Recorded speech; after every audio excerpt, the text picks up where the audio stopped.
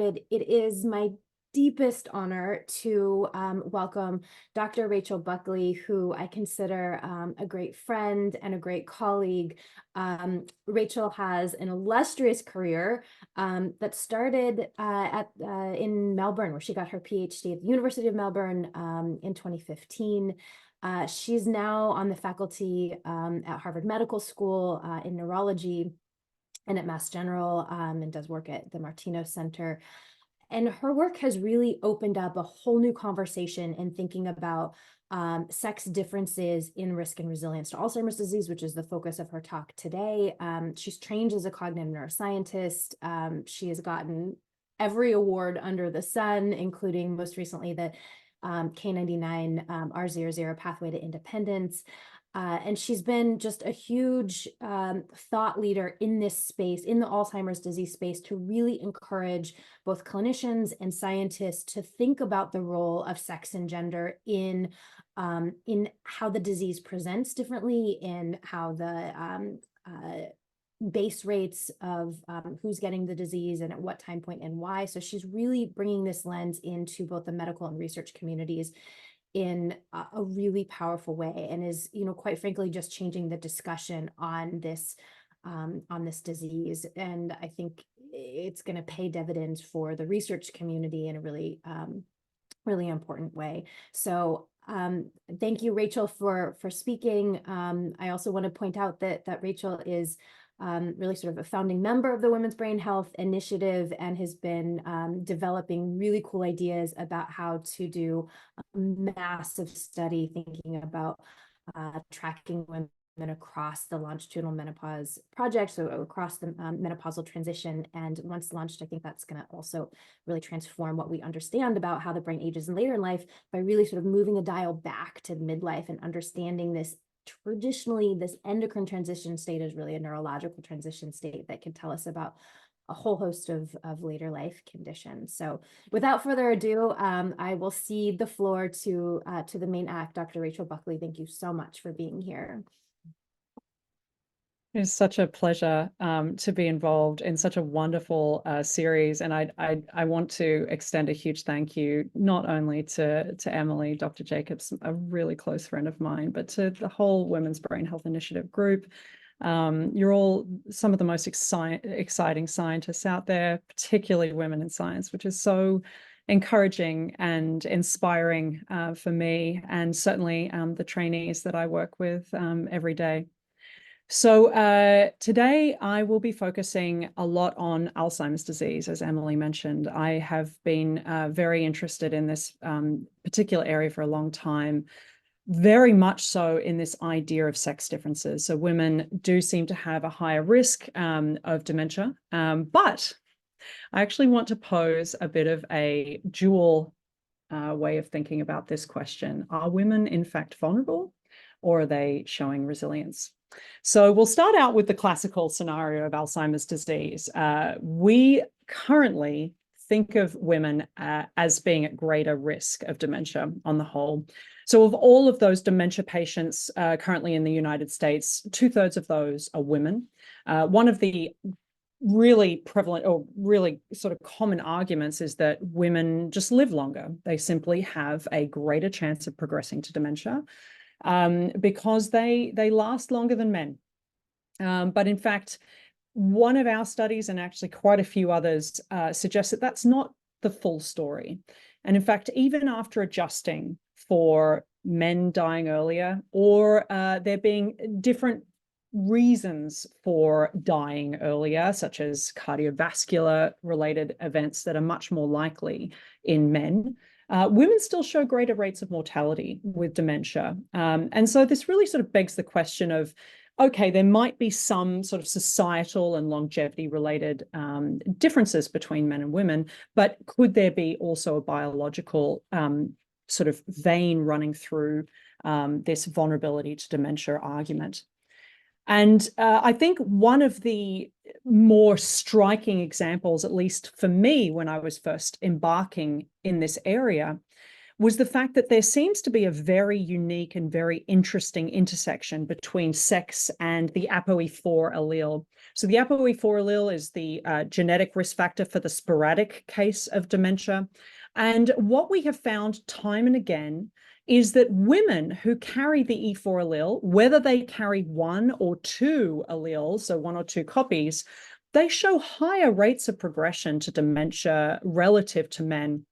This is a seminal study by Judy Parr and colleagues that showed in this sort of filled in triangle, the blue triangle, these are women who are E4 carriers relative to men who are E4 carriers. And you can see that there's clearly a difference in progression rates between men and women, but only between this very interesting sort of age range between 65 and 75.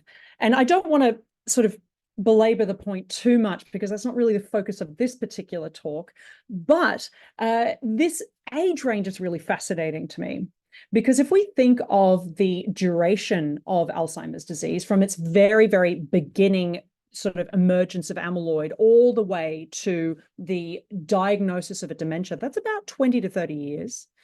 And if we take this sort of 65 to 75 age range back a couple of decades, you're actually looking smack bang around the time of menopause when Alzheimer's disease is sort of really starting to take off. So I think that's worth mentioning and keeping in the front of mind. Now, it's not just that we see rates of progression to dementia or the manifestation of the cognitive symptoms of the disease that shows sex differences between men and women, but it's also the neuropathology. This is just one example. There's actually been two very, very seminal findings suggesting that women show more pathology in the brain for a given level of severity. And in fact, you can see here, so what you're looking at are these beautiful sort of rainbow bars showing the amount of neurofibrillary tangle density. So if we think of the classical hallmarks of Alzheimer's disease being amyloid plaques and neurofibrillary tangles, on the side here, on the right-hand side is for women and on the left-hand side is for men. Now, you can clearly see this longevity piece play out, that there simply aren't men who are 100 to 110 to even show us how much pathology there might be in the brain. But you can also see here, there's actually quite a significant difference in the amount of neurofibrillary tangles in the sort of pink to the sort of browny orangey color. These two areas of the brain are in the limbic system. They're sort of hippocampal, CA1, subiculum. They're all very memory related areas. And across most of the age ranges, particularly between the ages of 50 to 69, there are very significant sex differences between men and women, showing women having higher levels of neurofibrillary tau tangles. But is this particular argument a case of vulnerability to tau, or is it of, in fact, resilience? So this is a wonderful paper by Jessica Caldwell and colleagues that was looking at women's ability to maintain their cognitive function in the face of increasing levels of neuropathological burden. On the left-hand side here, you're basically seeing a whole range of box plots. On the left-hand side here is healthy controls, and on the right is symptomatic patients. What you can see here is they've broken the data into whether you're self-reporting to be a man or a woman, and we have a delayed recall score with a higher level, a higher number, meaning worse performance. In the red box plot, you'll see those people who are abnormal in their level of amyloid and tau pathology on cerebrospinal fluid. And in the blue, this is considered to be normal levels. What you can see straight away in the healthy controls is that women actually perform fairly similarly, whether they have high, abnormal levels of pathology, but men really are not coping well. They're already starting to show worse cognitive performance. This is a very interesting finding that's been repeated quite a lot across many studies. What we tend to see is that women outperform men on most neuropsychological tests of cognition, particularly if they're verbal and especially if they're memory. So women do tend to outperform men. So this is not necessarily super surprising. But what we find is that once you get to the symptomatic patient population, is that women have this stark contrast between whether they have abnormal levels of pathology or not. There's a very, very stark difference in their ability to perform well on a cognitive test, where men are showing actually a very similar relationship as to when they were healthy. There's an argument here in this study that women have a very, very high level of resilience early on in the disease process, or when participants are cognitively healthy. But as they progress to the disease, through the disease, women start to really lose this level of resilience in the face of pathology. The drawback to this finding, even though it's so cool, is that it is cross-sectional. And there is only so much that we can make from cross-sectional data. We cannot, observe this change over time. And so this is what sort of prompted some of our research early on, was to try to pull together and harmonize as many data sets as we could. Here we have about 1,100 participants from 3 different cohorts. What we wanted to do was to see if we could see this change or this loss of resilience in women in their cognitive performance over time. We wanted to sort of increase the level of risk in participants based on their E4 and their amyloid status. So you can imagine those people who are carrying the E4 allele and also have abnormal levels of amyloid really are going to perform poorly over time. That's because they have the highest level of risk for Alzheimer's disease dementia in that particular group. And what you can see, I really want to point out this red and green line here. These are the 2 groups that have those 2 elevated risk factors. The red line is women and the green line is men. And what you can see here is at the baseline, at this beginning point of the study, everyone's doing actually phenomenally well. These are all clinically normal. These are cognitively healthy participants at the baseline. And in fact, women, even though it might look a bit, overlapping with all the error bars, actually women were doing significantly better than men across all the groups. So this is not surprising to anybody. But what we did find was this accelerated change in women. And they had the poorest cognitive outcomes across all the groups, relative to even men who had the same level of risk, which was really fascinating to us because it really sort of underpins and highlights and underscores this possible loss of resilience over time that women seem to maintain early on in the disease. Now, I showed you really interesting post-mortem data that suggested women had higher neurofibrillary tangle density, particularly in certain regions of the brain and certainly earlier in life. Now, what we wanted to do was to sort of move away from the neuropathology. This is once people have deceased, so it's post-mortem data. We wanted to see if we could also see higher levels of tau tangles, even in life. And so what I'm showing you here today is just a very, it's a glossy picture. Everybody likes a pretty picture. But what this is it's a group level comparison of the level of tau signal on a PET neuroimage, so positron emission tomography. And every single color, all the way from the dark blue all the way to a beautiful hot red color, is showing higher levels of tau signal in women relative to men. And what we've done is we've looked at these colors across every single vertex, or sort of a different way of thinking of a pixel, as many different pixels across the brain as possible. And you can see here, there's a vibrancy of color.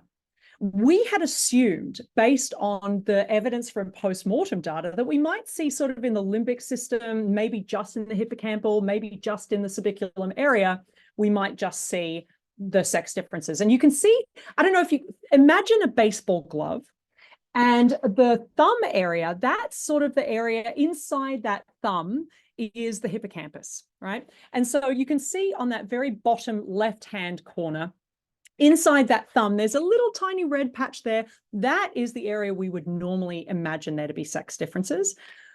But it's not just that area. It's exploding, the amount of differences in tau across the brain between men and women. It just seems to be everywhere. And this is really fascinating to us because this particular group of people were all cognitively healthy.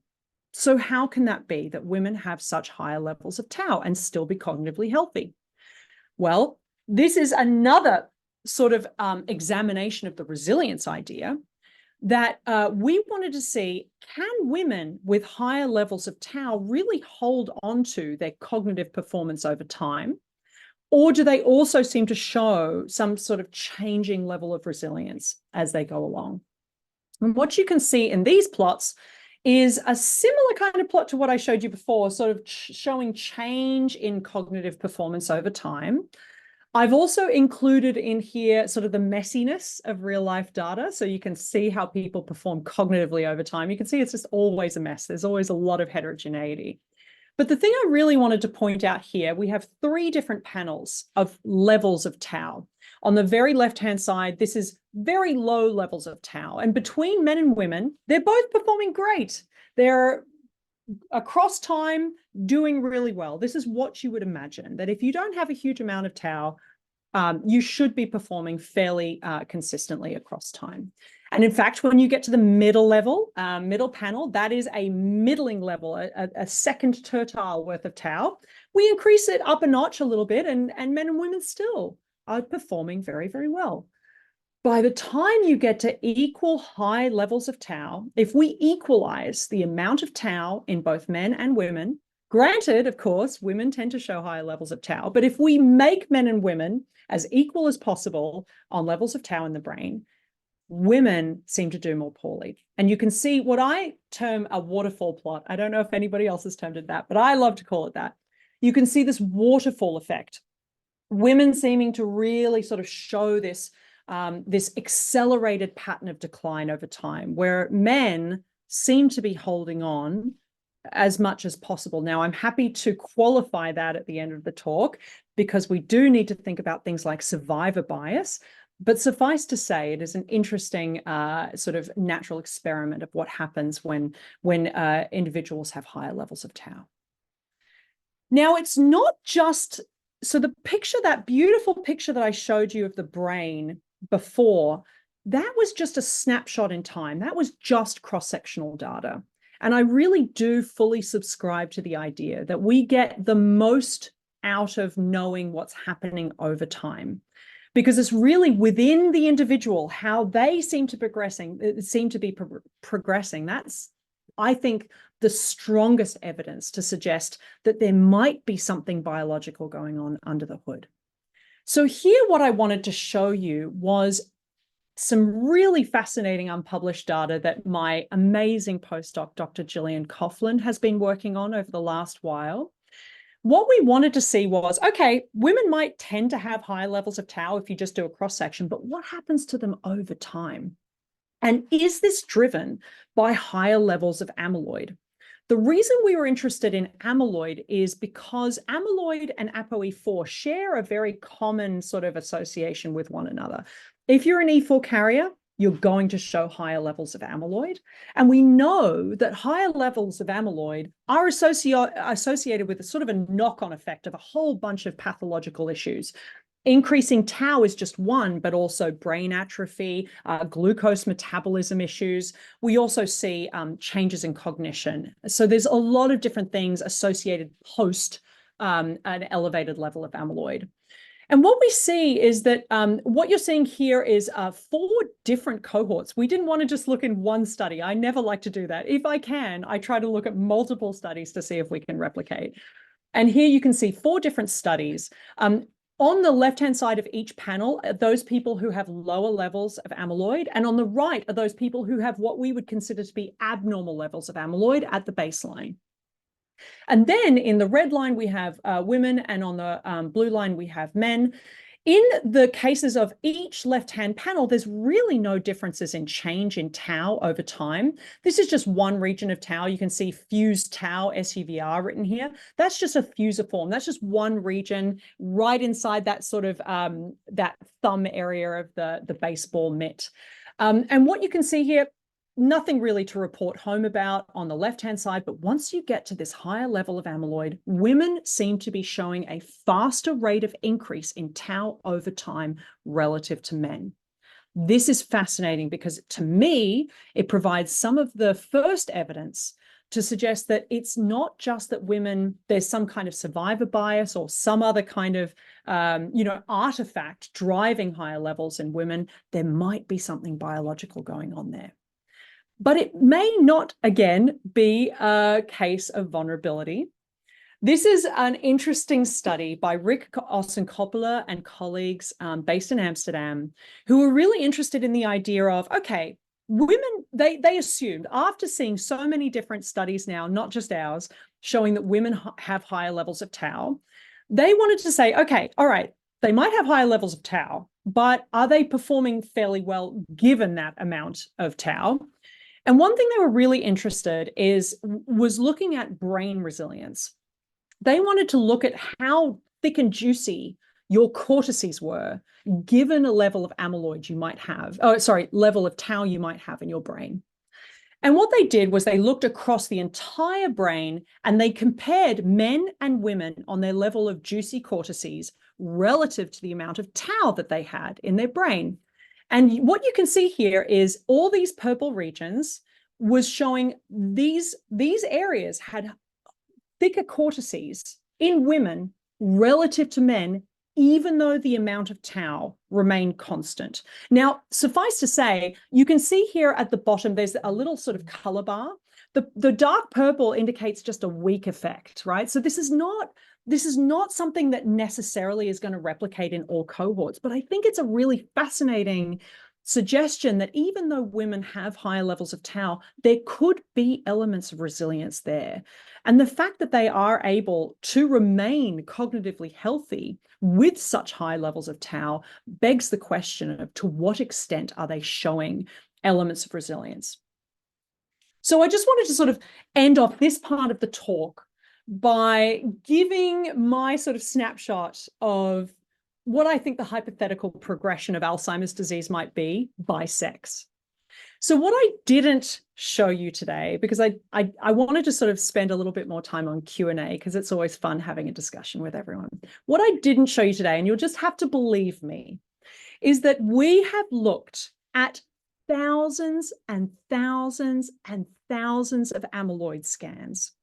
And we have never seen convincing evidence of differences between men and women in their levels of amyloid. These are in older adults, mind you. There are some studies suggesting maybe at the younger ages there might be a difference in amyloid. But all in all, differences in amyloid are not really convincing. By the time that amyloid accumulates to the point of becoming abnormal, you can see where it starts to sort of asymptote. This is where tau starts to really shoot out, proliferate across the brain. And my argument is that there may be faster rates of proliferation in tau in women, which may be leading to faster rates of cognitive decline in women relative to men, leading to this dementia diagnosis. So that's sort of my working hypothesis. And there are pieces of information to suggest that that may be true, but there are lots of areas along this sort of hypothetical diagram where we need more input from all the scientists in the room and on the call today. So we've talked about resilience and vulnerability, but I want to sort of pose the question in addition to this is what might be driving this quote unquote resilience or vulnerability. And there's two very clear and simple sort of biological effects we could think about. The first would be sex steroid hormones, and the next would be the X chromosome or genes at a broad level. And so what I wanted to really quickly focus on was sort of sex steroid hormones. And I won't dwell too much on this slide. I've got Dr. Emily Jacobs in the audience here. She's actually spent a fair amount of time talking about sort of these elements in her previous talk. But suffice to say, what we're really interested in is that sort of red area that I point out on this diagram. So you see this huge fluctuation or a huge increase in hormones with childhood and puberty that maintains during the reproductive years and then tapers off around the age of menopause.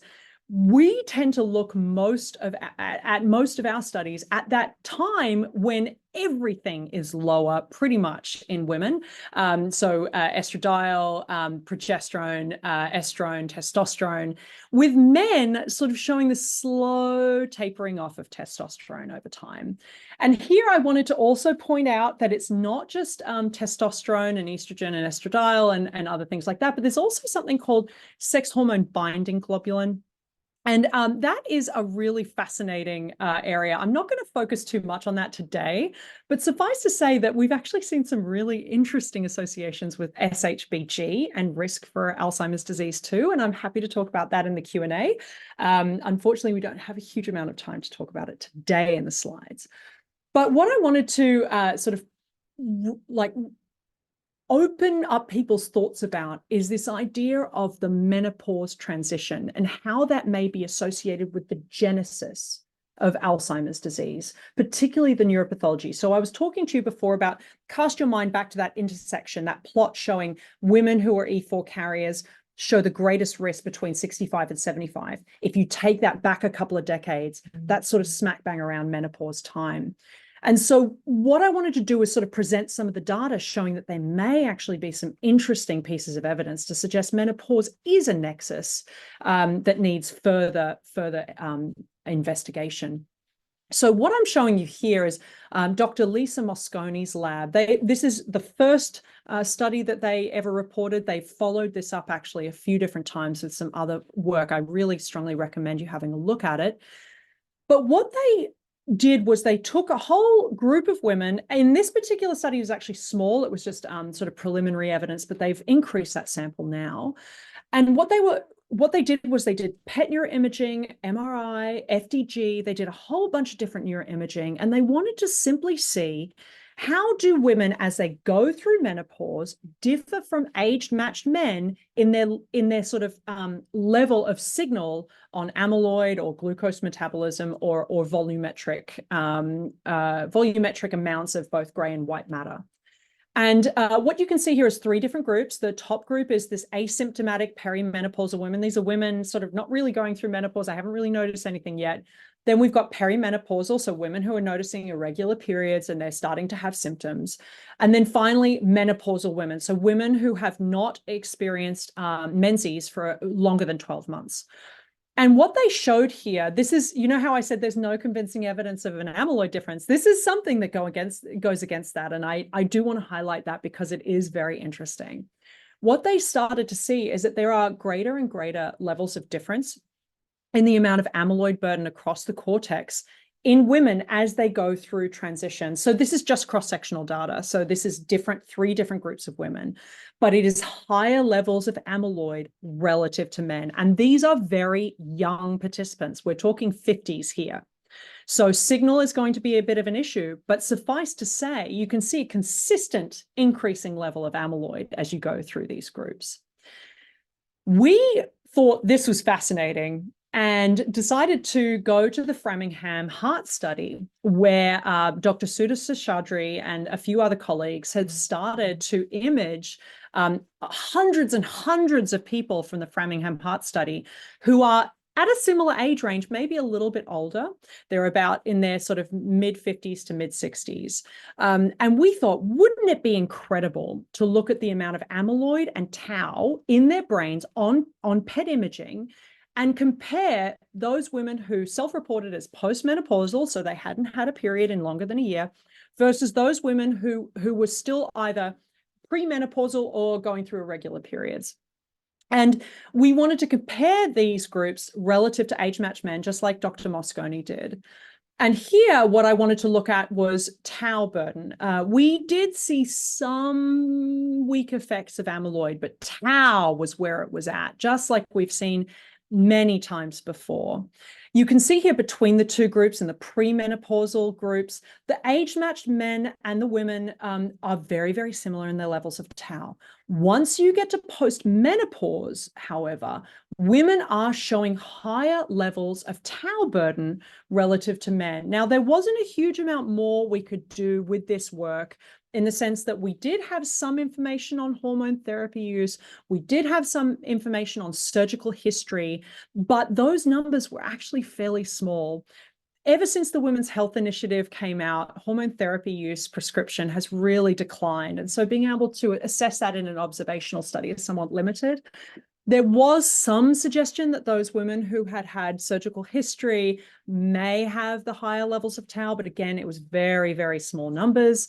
And the other thing that we couldn't do straight away was look at the age at menopause, which I think is a really fascinating thing. The idea being that the earlier your age of menopause, the shorter your exposure to estrogen over time. So that sort of left us wanting in some respects. So we turned to another study called the WRAP study, the Wisconsin Registry for Alzheimer Prevention. Again, this is Dr. Coughlin's work. I really am standing on the shoulders of giants here, but I wanted to sort of point out this fabulous work that she published last year that really was a game changer and had a huge impact on not only our thinking, but I think a thinking of quite a few different labs. She did want to tackle this idea of age at menopause and hormone therapy use. So what she wanted to do was to look at how does age of menopause change the association between amyloid and tau in the brain. The idea was that we assumed that maybe earlier age at menopause might be associated with higher levels of amyloid and tau, or a stronger connection between these two relative to those women who may have age at menopause at a more sort of quote unquote normal time, but we can discuss that at another time. And what she did indeed find, this is the panel on the very left, is that this orange group, now here we've actually broken them into groups, but actually in the model we treated it as continuous. And we found that those women who did report sort of this very early, this premature level of time at menopause did have this stronger association. This led us to the next hypothesis that, well, okay, surely then the reintroduction of exogenous hormone therapy should be then associated with lower risk, lower levels of this association between amyloid and tau. Wrong. We actually found that those women, that's in the yellow line in the middle panel, those women who reported taking hormone therapy had this stronger association between amyloid and tau. The women who did not report hormone therapy use were very, very similar to age-matched men. And we were puzzled. If we had stopped there, I think we would have caused a lot of panic in the field. But then Gillian was just so smart to think, okay, of course it's not just do you take hormone therapy use or do you not? For many, many, many years now, decades even, we have known that there is a timing hypothesis, and I'll speak to that in just a second. But the very brief idea of this is that when you take hormone therapy use, when you initiate it and for how long, does have an impact on your level of protection or risk to certain pathologies. And indeed, when she started to split the data into those women who had taken or initiated hormone therapy around the age of menopause, or many years after, in this case, it's 6+ years after, in the yellow group on the very left-hand side, these were the women who showed much higher levels of tau than any other group. And in fact, if you remove those women who were 6+ years of delay of taking hormone therapy, our findings disappeared.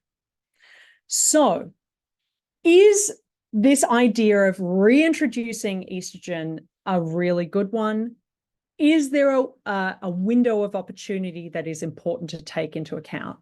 The answer is it's complicated, and it's not just our findings that suggest this. So we know that shorter exposure to estrogen increases risk of progression to AD dementia. This has been found in quite a few epidemiological studies. The Women's Health Initiative, which was a clinical trial conducted in the early 2000s, was interested in reintroducing hormone therapy in women over the age of 65. And they found that in that group, there was increased risk to progress to dementia. The argument there was that maybe we shouldn't wait a period of 15 years let's just say menopause occurs in most women around the age of 50 to 51. If you're reintroducing hormone therapy at 65, maybe that might be driving the increased risk. There is some suggestion that hormone therapy that is initiated around the time of menopause onset may be associated with slightly better cognitive performance. But fascinatingly, and this is the thing that I cannot stop thinking about this trial, the ELITE trial looked at early intervention of hormone therapy and late intervention. So late being very similar to sort of the Women's Health Initiative. They looked at those two groups in a randomized control trial and looked at cognitive performance over time. They found no difference in their level of cognitive performance over time, whether they initiated late or early, which really complicates the picture. But this final piece of evidence, which is only preliminary, but I still find it fascinating. This is from Kahal Kantasi's group. In the KEEPS trial, they looked at hormone therapy use and found that in women who carry E4 allele and were on the hormone therapy in the randomized trial, showed slightly lower levels than you would expect of amyloid in the brain. Now, this was in a small group, it's preliminary evidence, but I really do think that the picture is quite complicated, but very interesting to suggest that hormone therapy use may be beneficial. There may be some protection, but it's under certain situations and contexts, and we really need to keep that in mind. So is estrogen the silver bullet? I don't think so. But I think there's a lot to be explored. I definitely do not think that it is something we should ignore. Hormone therapy use is a fascinating area, needs further exploration. We really don't know how hormone therapy is related to amyloid and tau in the brain, either at an observational level or in a sort of clinical trial level. So further things need to be explored.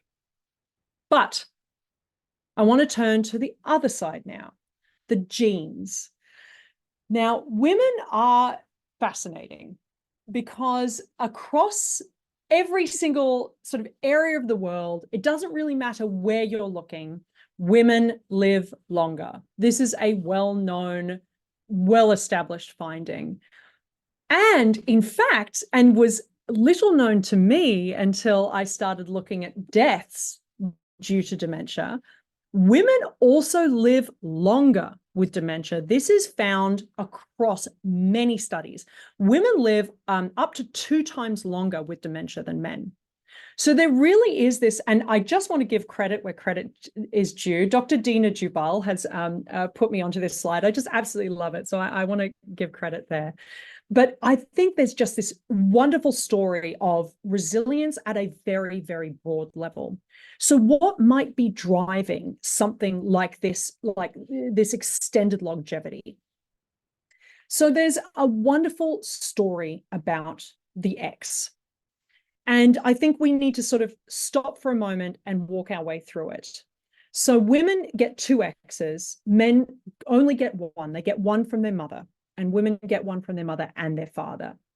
And what we have seen, so on the left-hand side here, this is kind of just an interesting picture to sort of illustrate this idea of the homogametic sex versus the heterogametic sex. So in humans, the homogametic sex is women, and in men, it is the heterogametic sex.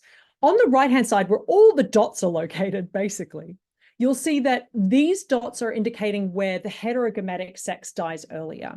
And you can see over and above, most of the time, the heterogametic sex is dying earlier, in fact. But this is not always the case that males are the heterogamete. In fact, there are some cases of birds and moths and fish and some lizards where, in fact, the female is considered the heterogamete. And in those cases, they are the ones to die earlier on the whole. So it's not necessarily the gonads that is driving this, extended lifespan, but in fact, this extra repeated X, or the repeated sex chromosomal gene. And there's this really fascinating idea of what this extra X does. So in order to avoid overdosing women on the X, because it is a superpower and we don't want to be unfair to the male, we, across every single cell of our body, we just shut off one of those X's randomly. So it will be a maternal X or a paternal X across every cell. It doesn't matter. It's a random shut off. And because of that, we get this incredible mosaicism across the body of different X's being expressed in different cells. And it is entirely random. Men, however, do not get that mosaicism. And because of that, if there is some sort of mutation on the maternal X that the men gets, then unfortunately, tough cookies for them. They don't have that built-in ability to compensate for this mutation or anything else that might be happening on that maternal X. That's not the end of the story. It gets cooler, because what happens on that X is the X that gets shut off is not entirely shut off. There is, in fact, a well-known and well-established phenomenon now that some of those genes escape inactivation on that X that is randomly shut off in women. Now, the fascinating thing about this is that it's not the same genes every time. So I can see sort of Nina and Emily and Sharon in the audience here. Each of them will have a very different flavor or combination of escaped inactivation genes relative to me. But what we do know is that at a population level, there have been some incredible and very high impact studies showing that there are actually, at a population level, some very consistent types of genes that tend to escape inactivation. And they escape not just by cell, but actually consistently across tissues. Those genes tend to be associated with immune pathways. And this is one of the reasons why we think that women have a better outcome when we think about, colds and flus, the man flu that we've heard about. Women tended to have much better outcomes from COVID. I mean, you think about it, you name it, cancers, women just perform a lot better. They have better outcomes. But on the flip side, women are much more likely to have autoimmune disorders. So this is one of the rationales behind that. One thing I wanted to dwell on here for a second is we can actually try to tease apart the chromosomal versus the gonadal effect by doing something like the four-core genotype model. So on the right-hand side here, this is Dr. Art Arnold's work. This is the work of Sex Differences World, where he was able to create a mouse model that can actually pull apart the sex chromosome from the gonad simply by placing the SRY, which when it's turned on, immediately creates testes and the male phenotype. When it's turned off, it is not. And if you place that away from the sex chromosome and somewhere else on the autosome, you end up with this incredible ability to turn it off and turn it on, whether there are gonads, whether or not it's a homogametic or heterogametic. So what Dr. Dina Jubal did was take this four-core genotype model and pair it with an Alzheimer's disease mouse. The idea was to see whether there was an effect of genes or an effect of gonads, which would be sort of sex steroid hormones, on risk for Alzheimer's disease. And I won't dwell too long, but suffice to say that clearly the two combined, having the genes and the gonads aligned, really increases your risk. So men are just more likely to have greater risk than the female mouse model. But where we really see this driving force is in the sex chromosomes. They also asked an additional question on the right-hand side here of, is it the Y? Is it the Y that's the problem? Or is it the loss of the X? And here you can see very clearly in this pink line, it's that genetically mutated mouse that has just a single X and nothing else. Those are the ones that showed the worst survival. Now, it is just in sort of mouse models that we've been showing this evidence. But what I want to focus on here is also at the human level. We were really interested. This is work by Dr. Dina Jubal's lab, but we've also done our own work to look at how X chromosome inactivation or just gene expression, X chromosome gene expression might be associated with cognitive change in women. And what you can see here is anything in the sort of blue lines is showing when you have gene expression on that X, you are doing better in performance. And the thing I wanted to highlight here, which is really fascinating to me, is of course you're seeing orange, which is, gene expression is associated with worse performance, but you're actually seeing much more like resilience genes here. So more expression, better performance. We took that a step further, added a few more brains. This is the same data actually, but there's way more data now since their publication. We wanted to look at amyloid plaques, tau tangles, cognitive decline. And this is work from Dr. Mabel Seto, who's a postdoc in my lab. She's absolutely phenomenal. And she found that actually there are some risk genes, but there's also some resilience genes. And these overlap across whether you're looking at amyloid, tau, or cognitive decline. So GRIPAP and USP11, just a couple of examples there, and they overlap with the cognitive phenotype as well. So what is happening if we actually think about what is happening in these genes? You can see just on the bottom, let's just take the bottom example here, GRIPAP. You can see that here for men, given the level of expression on the very bottom left-hand side, men are not showing higher levels of amyloid. But for women, higher levels of GRIPAP are showing lower levels of amyloid at autopsy. The same is true for tau tangles in that middle panel. And they're actually showing better cognitive performance, as you can see in the final panel on the right.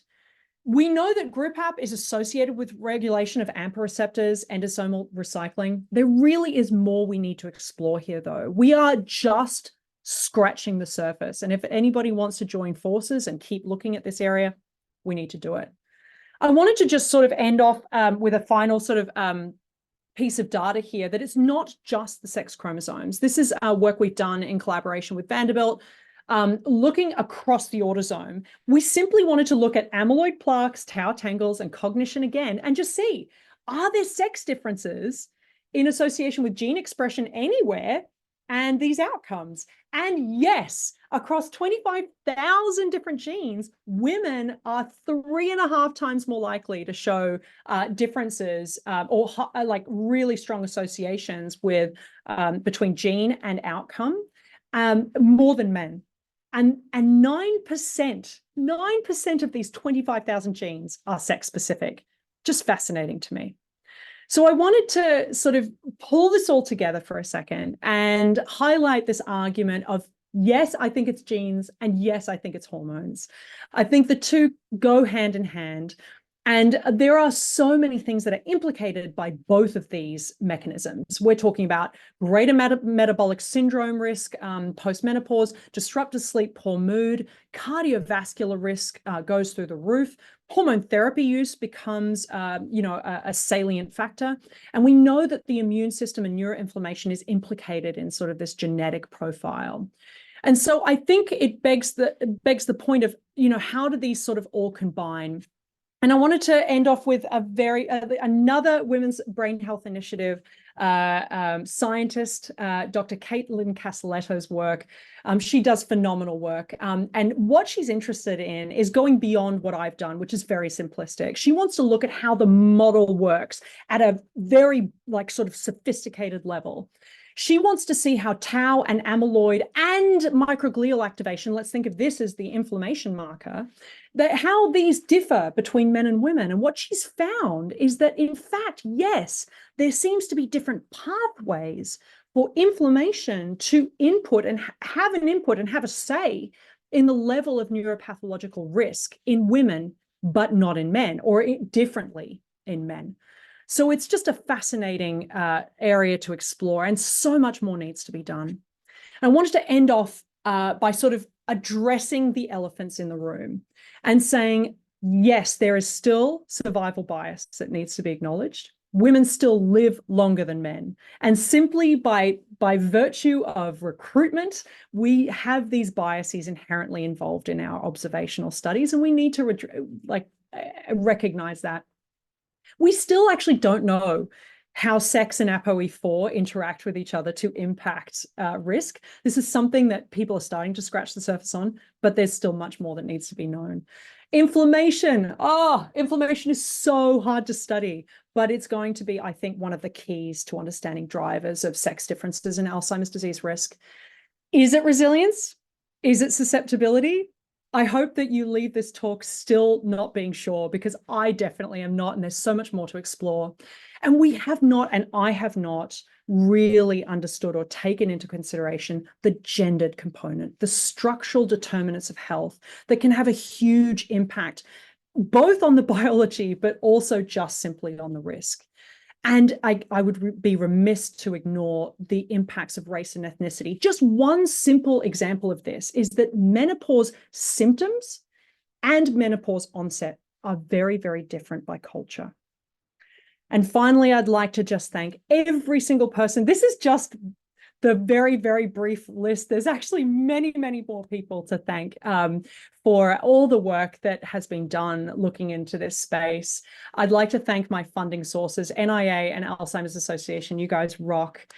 Thanks to the study participants and their families. And finally, to my little 5-year-olds, they are girls too, and I want them growing up in a world where we really, really appreciate and understand sex differences and women's health at a very deep level. And I will take questions. Thank you very much. Thank you, Rachel, for an always phenomenal and powerhouse talk. I have questions, but I feel like in honor of the attendees, I should open it up to the floor first. So if anybody would like to ask Dr. Buckley a question, now is the chance to do so. And as you gather your thoughts, maybe we'll just lead off with one comment already posted in the Q&A. This person says, I work in a cognitive aging lab and we have a huge data set of older adults, mostly women, but we didn't ask any questions about menopause or age of menopausal onset. Thank you for this discussion. I'm excited to discuss these considerations with my PI. Do you know, this is not, it doesn't even have to be a question, but I could go on about this for hours. I mean, just at a level of the WBHI, we've been thinking about what can we do now? With the data we have to hand, what can we address? What can we understand? And what can we change? And unfortunately, there are many limitations to the studies out there. There are, out of all the studies, 50 to 70% of the people who are recruited to studies are women. And yet we don't ask simple questions about reproductive history. So this is a call to arms that we need to rethink the way we're doing things so that future generations can really benefit from the data that can flow. But we are really changing that dynamic, which is wonderful. Another question is here on contraceptive use. That's a great question and one we still don't know. There are some hints. So some people have looked into the UK Biobank, where they do have some information on oral contraceptive use, and also in the Kaiser Permanente study under Dr. Rachel Whitmer, they were also interested in oral contraceptive use. There is some weak evidence that there might be an association, but I have to provide many, many, many caveats there. We don't know type of contraceptive use. We don't know duration of use, the time at which it was initiated or ended. We don't know any of the sort of, it's also self-report, so it's very hard to sort of get definitive answers. So this is an area that's underexplored, but we will be working on it. It's something that people are very interested in. Do you know if there are data that have observed differences across ancestral backgrounds? Fascinating question. So there are definitely actually quite a few people who are interested in genetic ancestry, and they have noted that there are actually by E4, there's an intersection between E4 status and genetic ancestry on levels of amyloid and tau burden. This was data from the A4 clinical trial. Suggesting that the greater amount of African ancestry was associated with lower levels of amyloid if you were an E4 carrier relative to those with lower levels of African ancestry. In relation to sex differences, no, my lab personally hasn't looked into that work, but it's definitely an area ripe for further investigation. What are you hoping to see in the next round of AD research in women? Any study designs, biomarkers, or oh my gosh, Summer, I love your question. So yes, so this is why I am part of the Women's Brain Health Initiative, because one thing that we are really interested in doing is a time capsule study. This is my own term. Nobody else, has approved that term. But the point is that we want to create a very, very deeply phenotyped study of women between the ages of 40 to 60, highly characterized, not only for their menopause status and reproductive health, but also on a range of different markers. You name it, we want to do it. Passive monitoring all the way through to neuroimaging, blood's being collected. Anything that we can get from those women who are happy to give it, we will take. And then once we have that deep phenotyping, we can do a lot just at that snapshot. But wouldn't it be amazing if we could just keep following those women forever? And this is what we want. And that's why I call it a time capsule study, because at least for Alzheimer's disease, there's going to be very, very minimal, very subtle findings, if anything. We need to be following these people for as long as possible and peek open, the curtains later on and see, we had so much information on these women. What can we know now? And that's sort of where we're headed.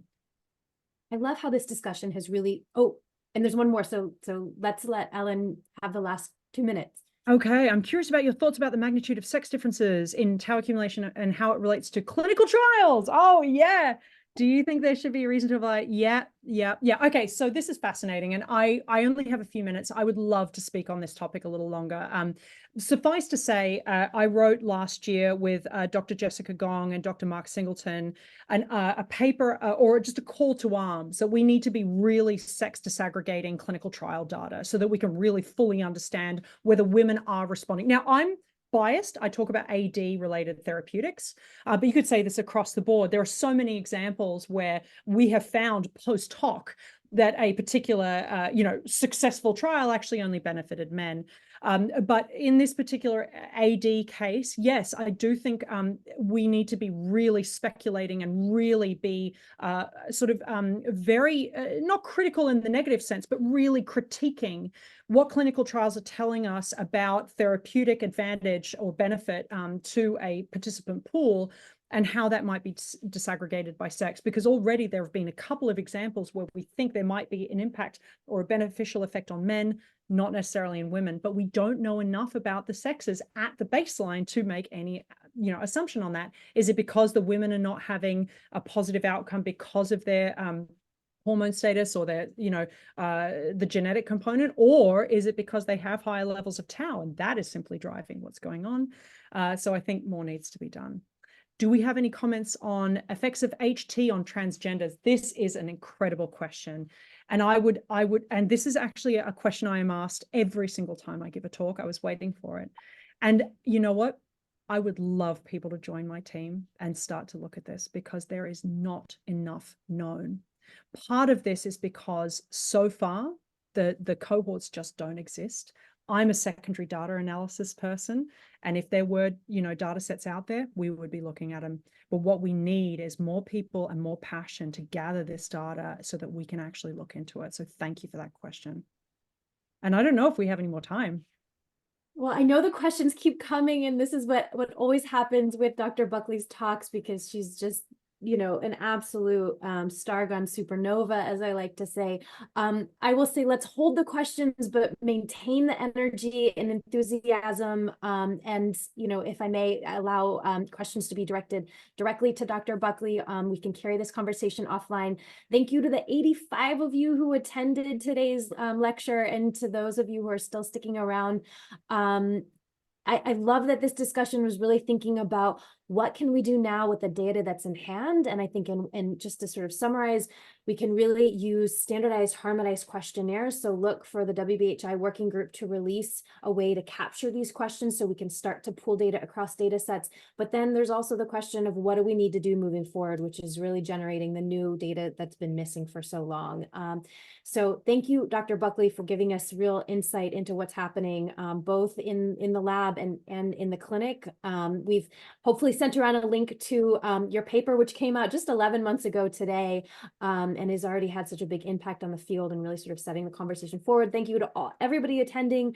We have Dr. Nina Milan, director of our AI core, who's going to be speaking in 1 month. So come back for sort of how to pair literally the best minds in AI with the questions that Dr. Buckley just presented today, because that's what I think real innovation is going to come from, is now that we are starting to have these data and ask the right questions, how do we analyze it in the most sophisticated way possible?